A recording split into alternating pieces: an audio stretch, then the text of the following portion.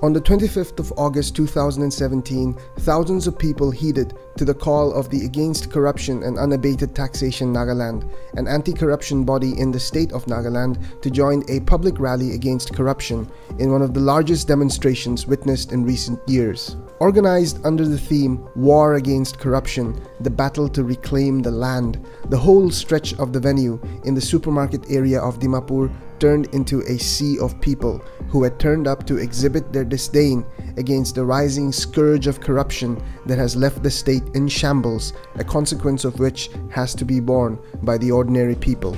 I refuse to be political in this channel. I get more than enough of that in my day job as a quote-unquote journalist. This channel is still about comic books and movies, believe it or not, about the beauty of the imagination and about human connection through the things we share. And perhaps this video, whatever this is, runs in the same vein. I am a cynic of the worst kind, someone who actually thinks that the zombie apocalypse would not be that bad of a thing. It would give the raccoons a chance to do better by this beautiful planet. But recent events in the state that I call home make it hard for me, even the stringest of us unabashed fence-sitters, to resist wiping our brows and sigh in disdain. The collapse of bridges, the ever-deteriorating roads, natural disasters affecting thousands, political infighting among those supposed to represent us, the lack of any viable alternative to the current power structure that can effect positive change, coupled with the ever-present disconnect between the people and the state, only scratch the surface. Beneath these readily visible and admittedly pertinent problems are also issues of vitriol and hate towards the other on political, ethnic, tribal, and sometimes personal lines, all of which has chipped away at our ability to build a collective imagination on our shared humanity. Or at least that's what I think. This state has always been in shambles, right from its complicated political history to the lack of development and basic public service and a dearth in civic sense, a problem of which I am a part. But there has always been, as far as I could perceive, an underlying energy waiting to burst. Several times, these bursts of public emotions have been violent and misdirected. They haven't been those events of catharsis that effect positive change in the zeitgeist. Now that's a fancy word I learned in university. So was this anti-corruption rally a form of the latter? I honestly don't know. I hope it can be. There were speakers galore, and all of them spoke to what people on the surface at least really want.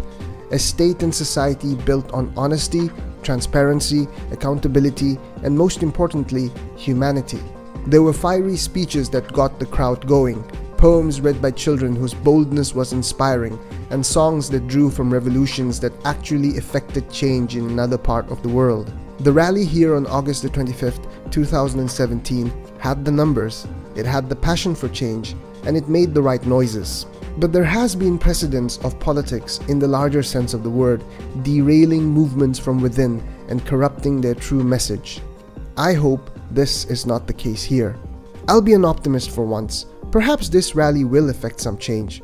Or perhaps not. Whatever the politics, the numbers in themselves was a show of strength from the people. It wasn't the speeches from the stage, but the people in the crowd actually standing up for something. The state as an overseer is a system that we are stuck with, at least for some time. And if rallies like this can make the overseer more ethical, then I'm all for it. What I took away from the rally was a cautious hope that perhaps the powers that be listen to the people and act on them, and the people in turn can focus their attention to solving deeper and sometimes bigger problems that have to do with hate, discrimination, intolerance, misplaced ethics, and something close to me, climate change. This would enable people to use their talents, their jobs, and their imaginations to build a society that places compassion and integrity in the forefront, a society that is ready to look past short-term measures and affiliations and tackle issues on an individual level, but with their sights on the larger collective, the collective of us as the only species with the power to either make or break the only home that we know of.